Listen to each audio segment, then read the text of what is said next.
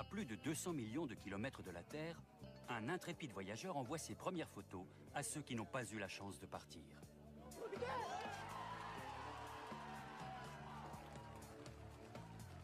Cela fait des années qu'ils attendaient ça. Leur bébé, le rover Spirit, vient de se poser sans encombre sur Mars. Et son petit frère, Opportunity, lancé 3 semaines plus tard, le rejoindra bientôt. This is a big night for NASA. We're back. Les 2 robots ont été envoyés sur Mars pour répondre à une question qui intrigue les scientifiques depuis des décennies. Y a-t-il jamais eu des formes de vie sur cette planète? Y a-t-il jamais eu d'eau liquide, indispensable à la vie? C'est une planète compliquée. On s'est souvent trompé à son sujet. On peut s'attendre à d'autres surprises. En pénétrant dans les coulisses de cette expédition sur Mars, vous découvrirez des lieux que personne n'a encore jamais vus. Et vous en saurez davantage sur les secrets d'une planète qui a été fatale à plus de la moitié des missions la concernant et a bien manqué de faire échouer celle-ci avant même qu'elle ne commence. 2 semaines après s'être posé, Spirit s'apprête à examiner pour la première fois une roche martienne. Tout semble fonctionner parfaitement. Quand soudain, c'est le silence.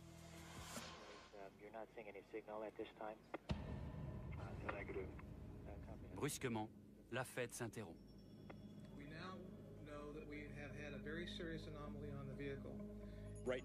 Pour l'instant, on ne sait pas si ça vient d'une erreur de notre part, d'une faiblesse de conception dont on ne s'est pas rendu compte. Est-ce dû à une panne du matériel? Quelque chose de cassé? Est-ce la main de Dieu? Ça pourrait être n'importe quoi. Pendant ce temps, Opportunity, le jumeau de Spirit, approche de sa destination. Chaque phase d'entrée, de descente et d'atterrissage est une expérience dont l'issue est incertaine. Je n'ai pas bien dormi la nuit dernière. Je n'arrêtais pas de penser qu'on ne pouvait pas se permettre une nouvelle catastrophe. Avoir connu des moments aussi intenses et ensuite tout perdre. L'enjeu est critique. 4 années de travail, un budget de 850 millions de dollars, des carrières, des réputations et l'avenir même de l'exploration planétaire. Bienvenue sur Mars.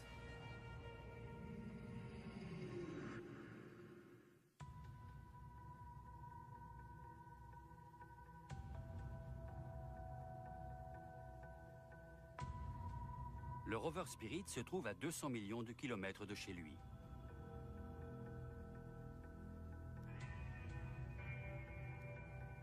Est-il vivant? Est-il mort? Personne ne le sait. Au Jet Propulsion Laboratory de la NASA, les contrôleurs ont perdu le contact avec leur bébé de 400 millions de dollars.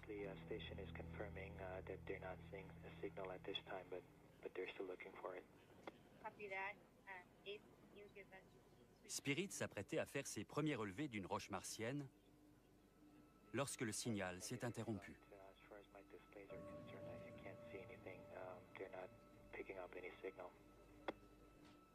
Quelques heures plus tard, ils ont entendu 2 bips en réponse à leur question « Es-tu vivant ?»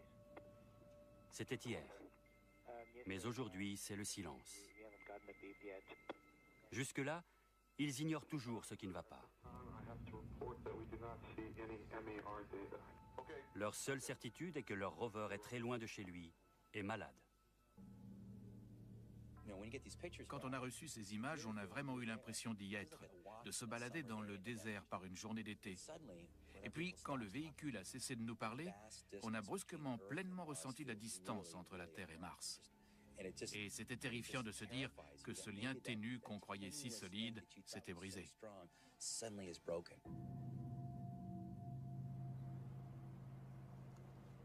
Jusque-là, la mission avait été un triomphe pour la NASA et le Jet Propulsion Laboratory, où les rovers avaient été construits. Pendant plus de 2 semaines, tout avait marché comme prévu. Vedette internationale, Spirit faisait l'actualité presque tous les jours. Une fois la phase dangereuse de l'atterrissage terminée, la séquence la plus délicate est la descente de la rampe de l'atterrisseur.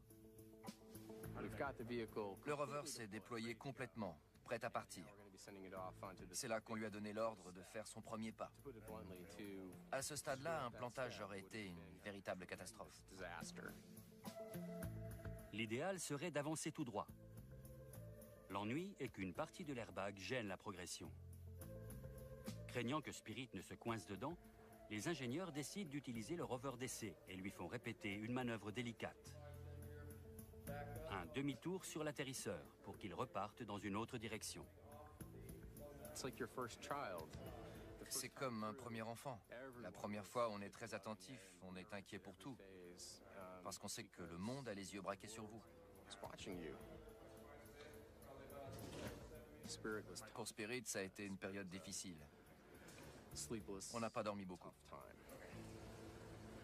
Charlie Tango, _Romeo, 2196.alpha.00. Le moment est enfin venu pour le rover de fouler le sol martien. Is the most significant 3-meter drive in recorded history. On my mark. 3, 2, 1, mark. On appuie sur un bouton pour lui faire faire un trajet de 3 mètres, puis on attend de voir. C'est très stressant. 90 minutes plus tard, Spirit envoie une image du nid enfin vide. Les 6 roues sont posées sur le sol martien. La phase la plus dangereuse de la mission est terminée.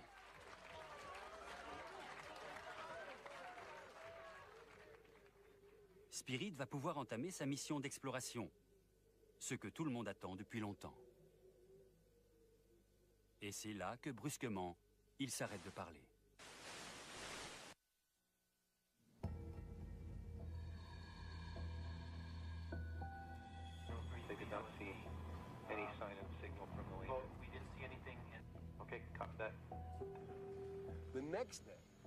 Le lendemain, comme on ne recevait toujours rien, certains ont commencé à se dire « Si ça se trouve, ce machin ne fonctionnera pas ».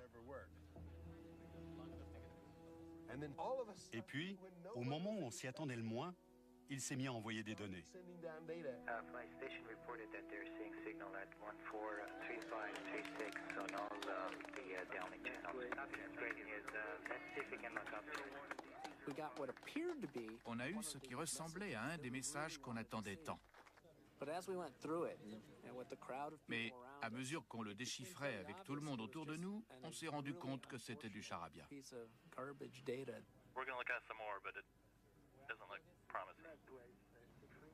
Certains pensent c'est toujours mieux que rien. Je me suis dit, au moins il essaie. On a une chance. Tracy Nielsen est responsable de la prévention des défaillances. Elle a participé à la conception de systèmes qui font passer le rover en mode sans échec en cas de problème. Au JPL, on construit des machines robustes, des systèmes anti-erreurs, des systèmes capables de maintenir le véhicule en vie, autant de choses qui font gagner du temps et permettent à des ingénieurs très futés d'analyser toutes les données et de trouver l'erreur.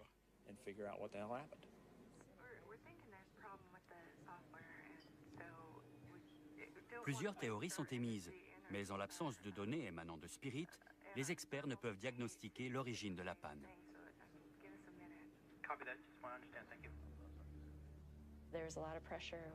C'était une pression énorme. On veut des réponses tout de suite. 24 heures sur 24, on nous demandait qu'est-ce qui se passe, mais on n'en savait rien.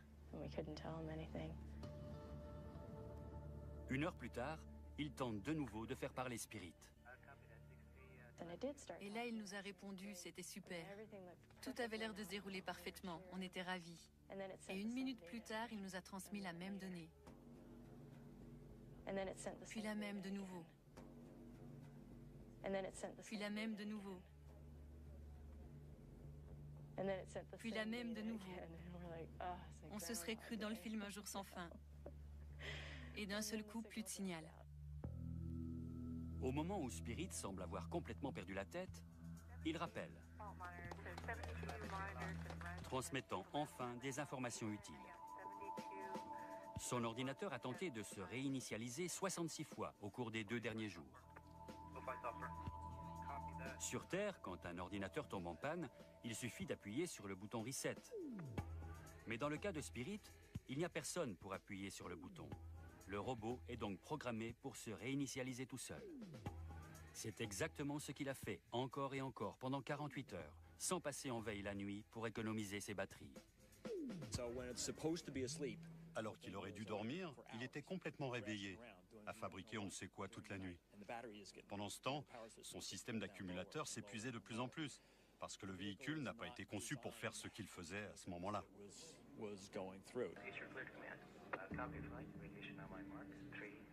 Les ingénieurs lui envoient la commande de se mettre en veille, mais en vain. Je n'étais pas sûr qu'on réussisse. On n'arrivait pas à reprendre le contrôle et ses accus se vidaient. On risquait de le perdre. Alors que la nuit tombe, le rover fou est toujours bien réveillé. Normalement, le système anti-défaillance devrait le mettre en veille avant que les accumulateurs ne soient endommagés, mais rien ne dit qu'il fonctionne dans ces conditions. Spirit se trouvant sur la face cachée de Mars, le prochain contact n'aura lieu que dans 19 heures, si tant est qu'il soit encore en vie.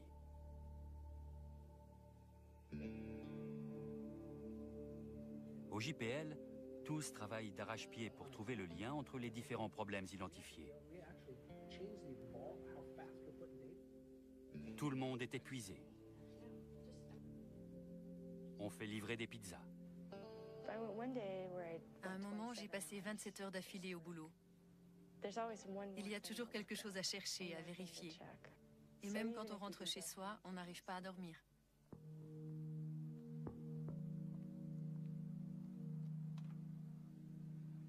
Tracy Nilsson passe la nuit à faire des simulations sur le rover d'essai, cherchant à reproduire le comportement déroutant de Spirit. Dans le même temps, le reste de l'équipe suit d'autres pistes.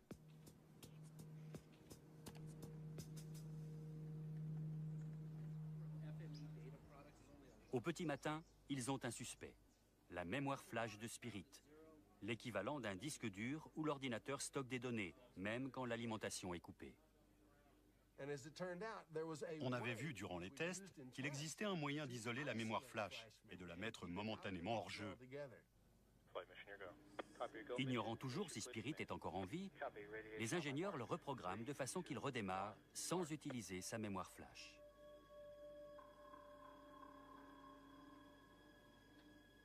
Rien ne se passe. Et pour cause, Spirit s'est endormi. Le système anti-défaillance a fonctionné et l'a débranché pendant la nuit, lui sauvant ainsi la vie. Un peu plus tard, Spirit se réveille et reçoit la commande. Ça a marché.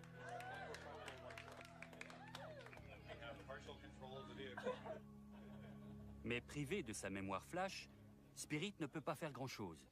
En outre, les ingénieurs ne connaissent toujours pas la cause du problème. On n'est pas sorti de l'auberge, loin s'en faut. Ça va nous prendre un certain temps avant de pouvoir le refaire travailler. Mais on peut communiquer avec lui, et il nous répond correctement. Il a retrouvé toute sa tête, et ça fait plaisir. Il était temps. Opportunity doit se poser sur Mars dans à peine quelques heures.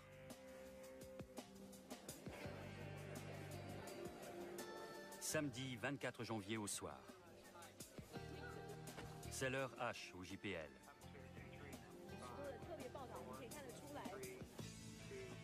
À 20h59, Opportunity entame sa plongée vers la surface de la planète rouge. Mais la panne de Spirit a rappelé à tout le monde qu'un incident est toujours possible.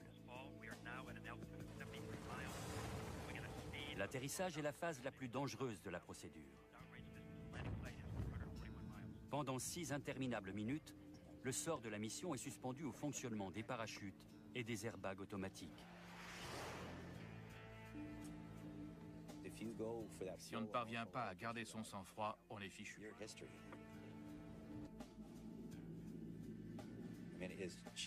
Psychologiquement, à chaque fois, c'est extrêmement difficile à vivre.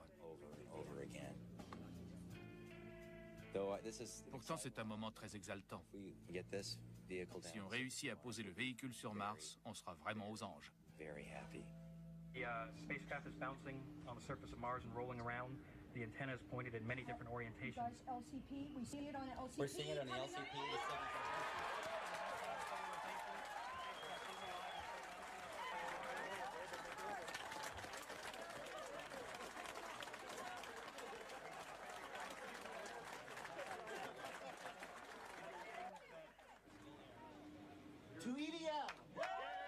Ce soir, l'équipe responsable de l'atterrissage peut être fière d'elle. En 3 semaines, elle a vaincu Mars à 2 reprises.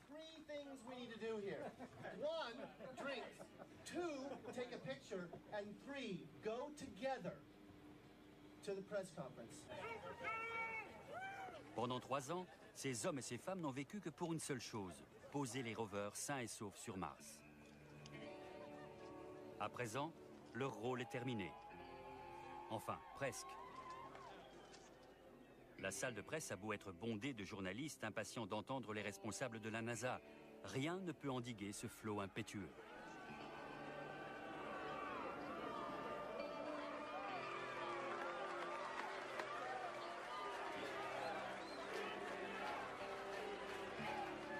Ces ingénieurs sont désormais les experts mondiaux de l'atterrissage sur Mars. Parmi eux, beaucoup travaillent déjà sur de futures missions. Mais celle-ci restera dans les annales. Toute l'équipe de l'EDL est d'accord avec moi. C'est l'expérience la plus fabuleuse de notre vie professionnelle. Et après, il y a l'angoisse de la séparation.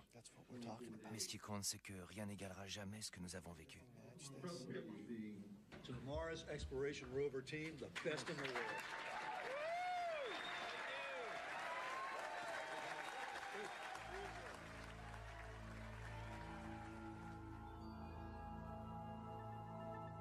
Cela fait maintenant plus de 30 ans que l'homme envoie des sondes vers Mars. Tournant autour de la planète rouge, elles ont révélé d'anciennes zones inondables et des lits de lacs et de rivières asséchés. Autant d'indices que, sur cette planète aujourd'hui glaciale et désertique, on trouvait autrefois de l'eau, ingrédient essentiel de la vie. Récemment, sur Terre, des scientifiques ont découvert des formes de vie dans des endroits les plus improbables. À des kilomètres sous terre, sous la glace de l'Antarctique, et même dans les eaux bouillantes qui entourent les volcans sous-marins. Dans ce dernier milieu, les formes de vie se nourrissent de l'énergie chimique du soufre au lieu de celle du Soleil. Partout où les scientifiques ont cherché, quand ils ont trouvé de l'eau liquide, ils ont trouvé de la vie. Il est donc permis de penser que s'il y a eu de l'eau sur Mars, il y a peut-être aussi eu de la vie. Mais jusqu'à présent, on n'en a pas trouvé la moindre preuve. Pas plus qu'on a pu trouver la moindre trace d'humidité. On ne trouve pas la preuve qui devrait être là. On n'a pas trouvé les minéraux indiquant la présence abondante d'eau sur Mars il y a très longtemps. Et pourtant, il y a des canaux. C'est une contradiction qui entraîne une question. Que s'est-il passé sur cette planète pour qu'on n'ait qu'un seul bout de preuve? Dans l'espoir d'apporter une réponse, Spirit et Opportunity vont explorer des sites dont l'aspect laisse à penser qu'ils ont été en contact avec de l'eau. Pour Spirit, l'équipe scientifique a choisi le cratère de Gusev, peut-être l'ancienne cuvette d'un lac immense dans lequel débouche un chenal de la taille du Grand Canyon. Et de l'autre côté de Mars, les chercheurs ont opté pour Meridiani Planum, où un orbiteur a récemment détecté un minéral appelé hématite qui se forme parfois au contact de l'eau. C'est là qu'Opportunity vient juste de se poser. C'est la première fois dans l'histoire de l'exploration planétaire qu'à la surface d'une planète, une signature chimique ayant un lien potentiel avec l'eau était évidente. Les premières images sont époustouflantes. À quelques mètres à peine de l'atterrisseur, s'étend un affleurement rocheux, le premier jamais vu sur Mars.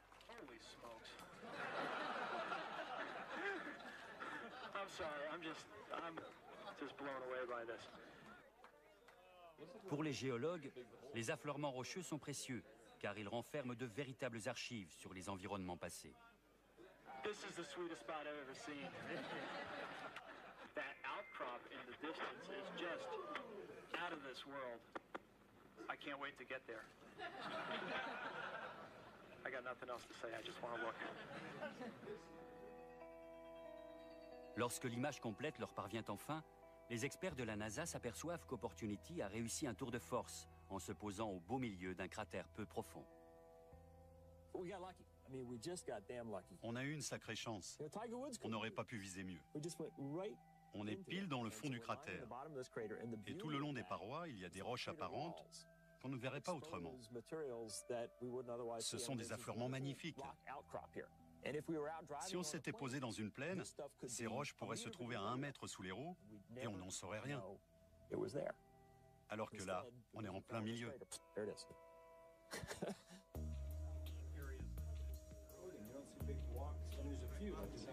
Cela fait des années que l'équipe scientifique prépare, répète et espère ce qui est en train de se passer. Sous la direction de Steve Squires, l'élite des géologues et des scientifiques planétaires s'apprête à explorer Mars comme jamais personne ne l'a fait jusqu'ici. Pour le moment, ils sont confrontés à une nouveauté. À première vue, la roche est constituée de fines strates. Celles-ci donnent à penser qu'il pourrait s'agir d'une roche sédimentaire, formée par l'accumulation de sable ou de boue sur le fond d'une ancienne mer. À moins qu'il ne s'agisse tout simplement de couches durcies de cendres volcaniques. Il y a des milliards d'années, les volcans ont recouvert une grande partie de Mars sous un tapis de lave et de cendres, et jusqu'à présent, les chercheurs n'ont pas vu grand-chose d'autre. La majeure partie de la roche martienne est d'origine volcanique. Mais ça, c'est autre chose. Une roche inhabituelle, du moins comparée à ce qu'on a pu voir partout ailleurs. La présence de ces couches peut s'expliquer, entre autres, par le fait qu'elles se sont formées dans l'eau liquide. On ne sait pas encore ce qui s'est passé, mais nous venons de découvrir des archives qui vont répondre à cette question. Et nous disposons d'outils à bord du rover qui vont nous donner cette réponse.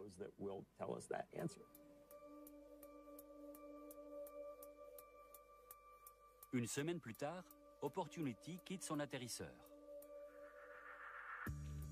Les scientifiques sont à la recherche d'hématite, le minéral lié à la présence d'eau qui les a attirés dans cet endroit précis.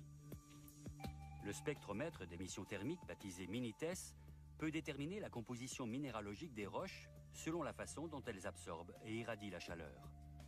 Cette image en fausse couleur montre une forte concentration d'hématite dans les zones en rouge et en orange, et une concentration faible dans celles en bleu et vert, les zones où il y en a le moins étant celles où les airbags ont laissé leur marque. Ensuite, la caméra microscopique montée sur le bras robotique permet de prendre une série de photos très rapprochées du sol, qui soulèvent de nouvelles interrogations. Le sol est jonché de sphérules de la taille de plomb de carabine. Le rover se rapproche de l'affleurement. Sur cette autre image, aux couleurs contrastées pour mieux distinguer les différents matériaux, on peut voir de nombreuses autres sphérules.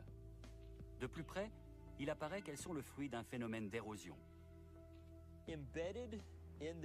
Enchâssées dans l'affleurement, comme des myrtilles dans un muffin, on trouve ces petites choses sphériques. Elles sont toutes rondes, et on va essayer de comprendre d'où elles viennent. Dès le début de sa mission, Opportunity a donc découvert des indices. Mais des indices de quoi? Cela reste à voir. C'est comme un roman policier où on fournit des indices au lecteur. On essaye d'assembler le puzzle. Pour le moment, nous n'avons qu'une partie de l'histoire, et je n'ai aucune idée de la fin.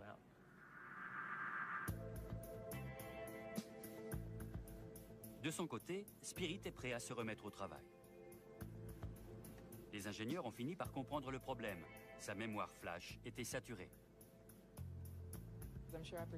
Opportunity peut remercier Spirit d'avoir identifié l'erreur, parce qu'une semaine plus tard, c'était son tour. Et on aurait eu sur les bras 2 rovers en panne pendant 15 sols.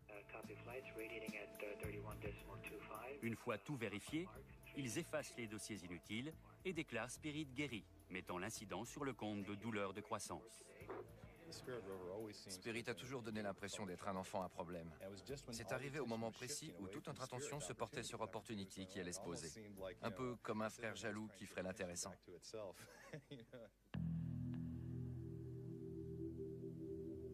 Mais à présent que Spirit refonctionne, on s'aperçoit qu'il a été moins chanceux qu'Opportunity en ce qui concerne son site d'atterrissage. Si ce cratère est bien un ancien lac, les géologues devraient trouver les roches et minéraux qui se forment habituellement dans un environnement humide. Ils étudient donc un bloc rocheux et la terre près du site d'atterrissage. Mais le sol s'avère être d'origine volcanique, et rien n'indique qu'il y ait jamais eu d'eau ici.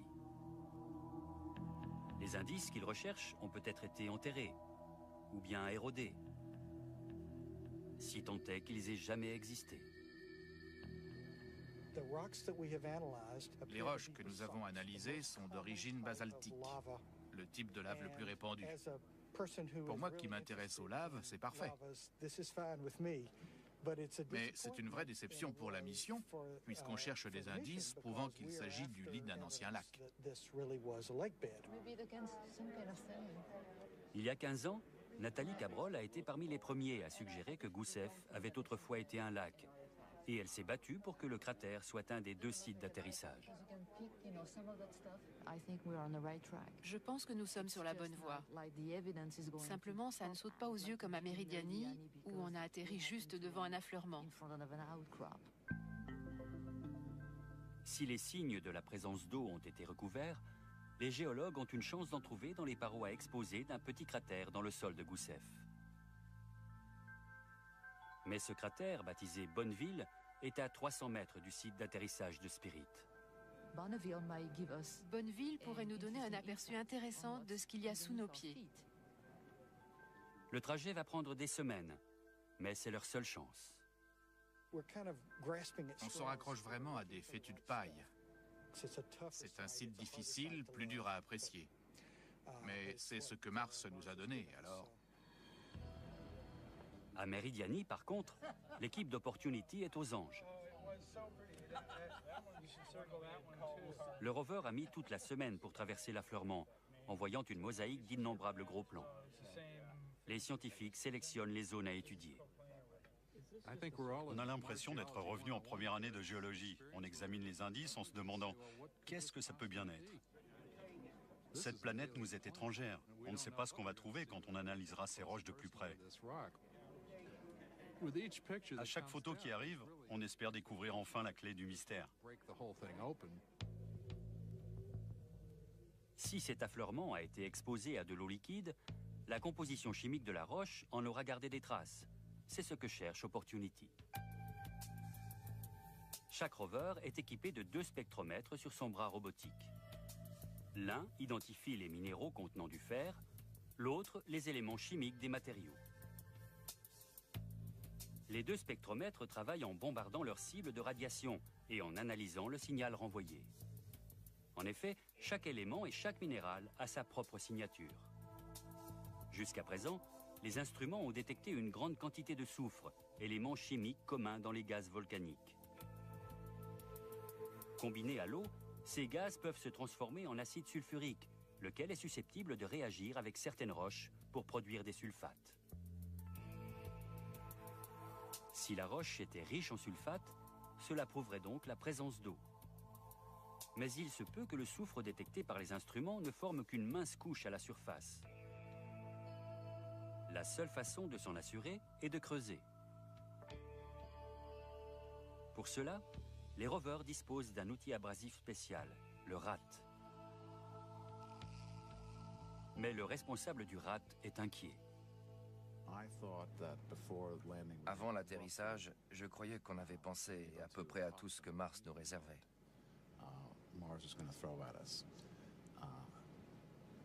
Évidemment, je ne savais pas qu'on tomberait sur une roche qui cracherait des myrtilles. Je crains qu'on ne déloge une des sphérules et qu'elle rebondisse comme une boule de flipper entre le RAT et la surface de la roche. Ce qui pourrait générer un certain nombre de problèmes.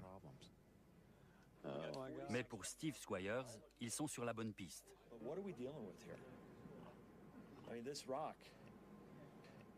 L'équipe de Steve Gorevan a passé des années à mettre le RAT au point.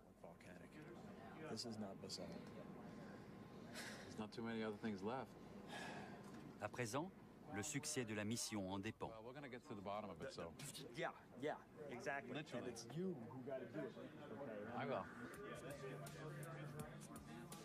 Pour la première intervention du RAT d'Opportunity, l'équipe scientifique sélectionne un secteur précis de l'affleurement, baptisé El Capitan.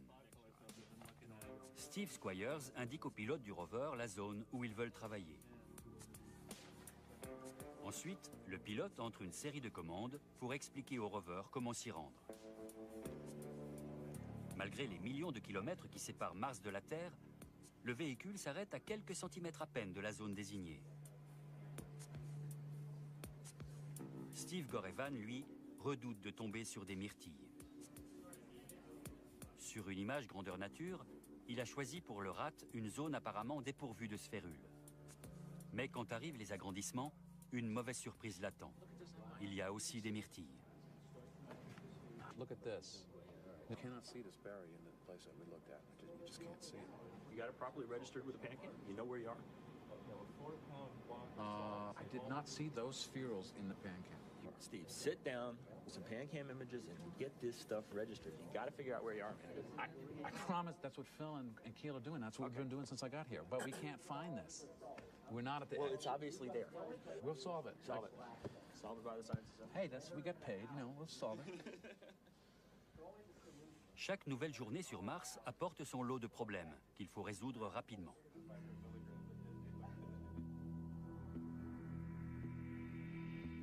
Les rovers se réveillent tout seuls dès que le soleil alimente leurs panneaux solaires. À partir de là, ils sont prêts à recevoir leurs instructions quotidiennes. Mais étant situés chacun à un bout de la planète, l'un entame sa journée lorsque l'autre va se coucher. Les deux équipes de scientifiques et d'ingénieurs travaillent donc 24 heures d'affilée pour exploiter au maximum la période d'activité de chaque rover.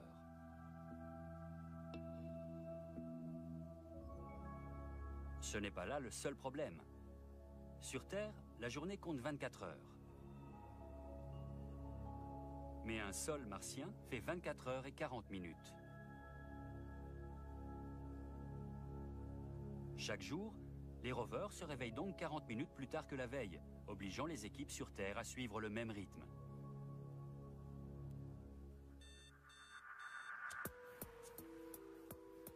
Si la journée commence à 7h30 le lundi, le mardi ce sera à 8h10, le mercredi à 8h50, une semaine plus tard à 14h10, et ainsi de suite, jusqu'à ce que tout le monde vive dans un décalage horaire permanent.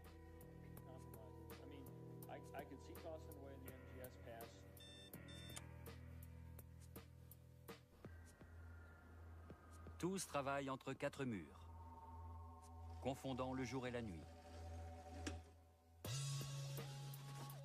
mangeant n'importe quand et se nourrissant principalement de glace. Ça ne va pas, c'est sûr. Ça ne va pas du tout. On fait une consommation excessive de petits gâteaux dans cette organisation. L'heure martienne est particulièrement néfaste pour la vie de famille. Cindy Oda fait partie de l'équipe des communications. Son mari, Jeff Baizadeki, est un des planificateurs du rover. Leur emploi du temps change tous les jours. Mais leurs deux petites filles de 3 et 5 ans doivent continuer à vivre à l'heure terrienne. On finit par s'y perdre. On passe notre temps à regarder le planning pour savoir à quelle heure on travaille, si on travaille en même temps, et comment coordonner tout ça avec l'emploi du temps de nos filles. Les déposer à l'école, aller les chercher, les emmener à la musique, à la piscine, à la danse. Si on n'était pas dépendant de l'heure terrienne, ce serait bien plus facile. La chose est encore plus compliquée pour ceux qui essaient de suivre les deux rovers. Les deux sont passionnants. J'aime bien passer de l'un à l'autre. Ça me demande vraiment un effort pour rentrer dormir chez moi ou pour manger. Je ne veux rien manquer. Si je rentrais chez moi pour une semaine, j'aurais peur qu'ils trouvent tout pendant mon absence. Chaque jour est une course pour absorber les informations qui arrivent et préparer les tâches qui seront assignées à chaque rover dès son réveil.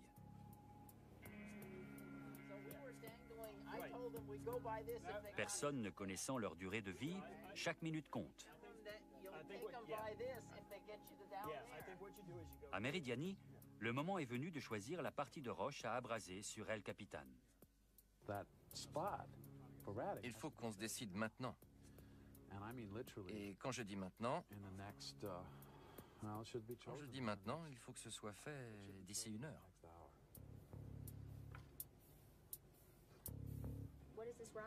That's McKittrick. Finalement, l'équipe choisit une zone qui paraît sûre. Stay with me and do the uplink priority. Puis les ingénieurs élaborent une séquence point par point pour la meule du rat. That last stereo was Le plan est revu par l'équipe au grand complet, soucieuse de respecter l'équilibre entre les priorités scientifiques et les capacités du rover. À chaque nouvelle journée martienne qui passe, les mêmes procédures se répètent.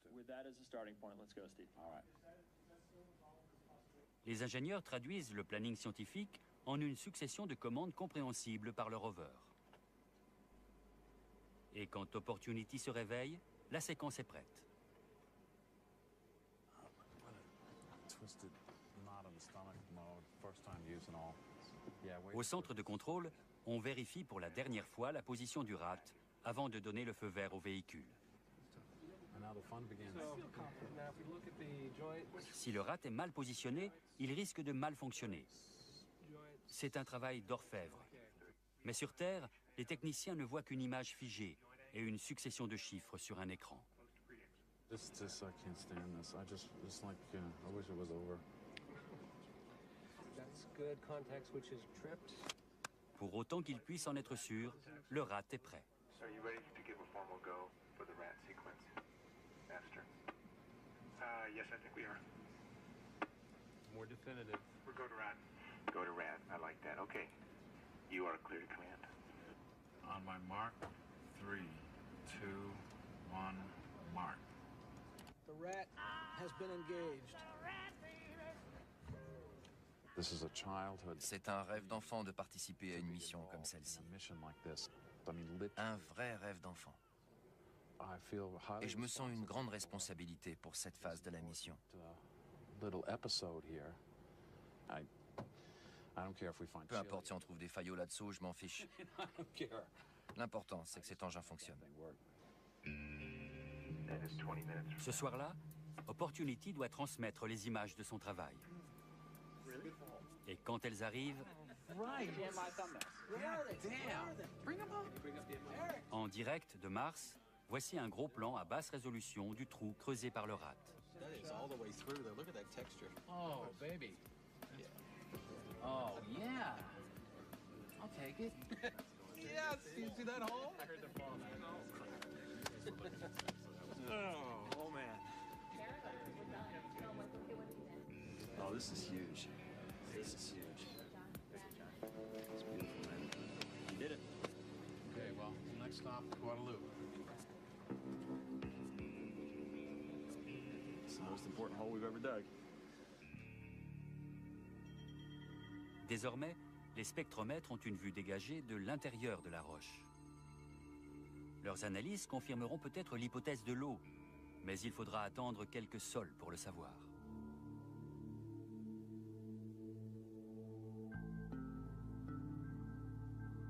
De son côté, Spirit se rapproche du petit cratère Bonneville. Jusque-là, rien ne prouve qu'il pourrait s'agir d'un ancien lac. Mais décidément, Mars est imprévisible. J'aime bien le site de Gusev. C'est le Mars prolétaire, comme 98% de la planète. On pensait découvrir un lac et en fait, on a trouvé de la lave, de la poussière, des cratères, des marques d'impact, le tout balayé par le vent depuis une éternité. C'est ça Mars, pour sa plus grande partie. Gusev, c'est le Mars populaire, techno en quelque sorte.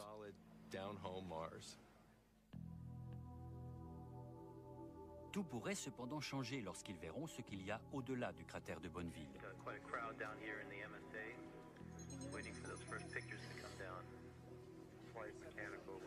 Ceux qui espéraient trouver des affleurements sont déçus quand les premières images arrivent.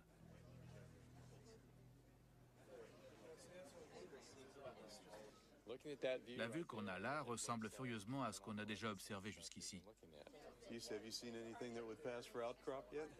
It's an organized pile of rubble, as far as I can tell.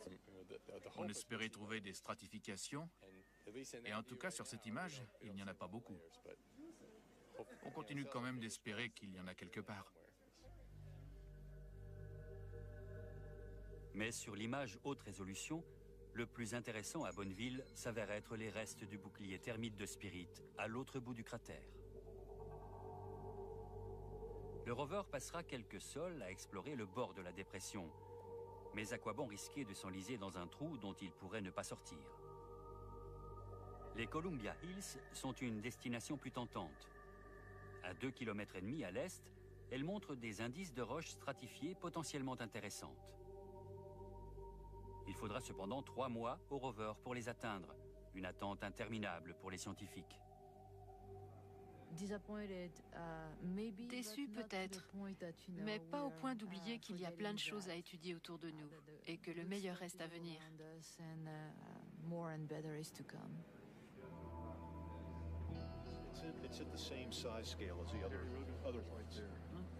À Meridiani, tout semble indiquer la présence d'eau. Mais les chercheurs doivent résister à la tentation de conclure sans preuve formelle. N'importe qui dans le monde peut voir ces données. En ce moment même, elles sont disponibles sur le web. Et un certain nombre de géologues du dimanche se demandent pourquoi on met tant de temps à comprendre ce qui est évident. Première chose, les myrtilles. La nature a plus d'un moyen pour arrondir les angles.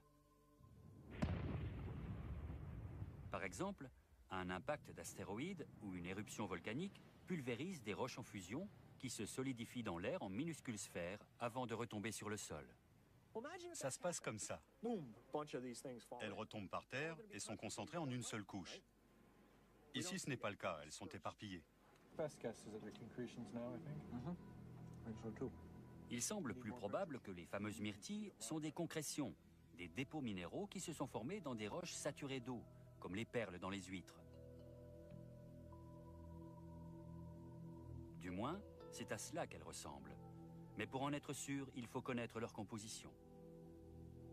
Le champ des spectromètres est trop large pour mesurer une seule sphère.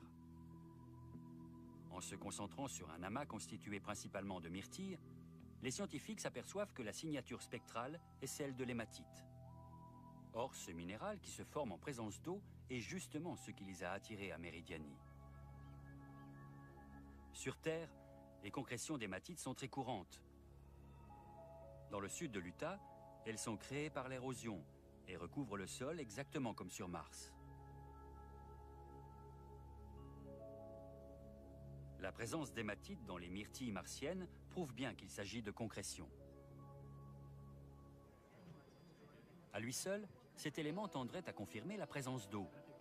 Mais à cela s'ajoute un argument décisif, les données spectrométriques tant attendues du trou creusé par le RAD sur El Capitan. La roche serait composée à 40% de sulfate de sel.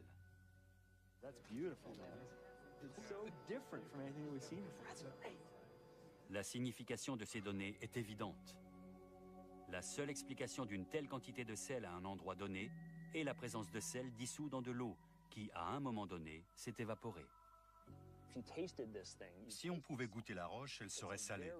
Elle est extrêmement riche en sel. On dirait ce que les géologues appellent des évaporites, qui se forment quand l'eau liquide, très riche en minéraux salés, s'évapore, ne laissant que les sels cristallisés, autrement dit des salants. C'est le cas du Grand Lac Salé et de tous les endroits où l'eau de mer s'est évaporée. On trouve ces immenses dépôts. Cette roche contient énormément de sulfate de sel, ce qui ne s'explique en gros que par la présence d'eau liquide à une certaine époque.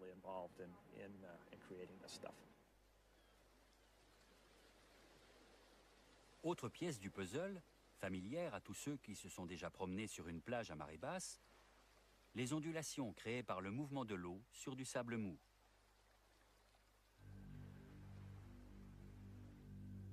Avec le temps, les sédiments ainsi façonnés finissent par se solidifier en ondulations rocheuses. L'eau a disparu, mais les ondulations sont toujours visibles sur les roches stratifiées de Meridiani. D'où venait cette eau? On l'ignore encore, mais plusieurs possibilités sont envisagées.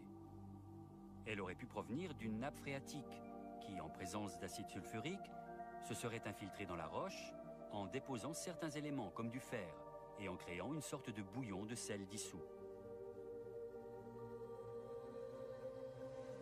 Par intermittence, l'eau aurait inondé la surface, formant des lacs ou des mers peu profonds. Puis, après un certain temps, les eaux se seraient évaporées, laissant derrière elles une croûte de sulfate.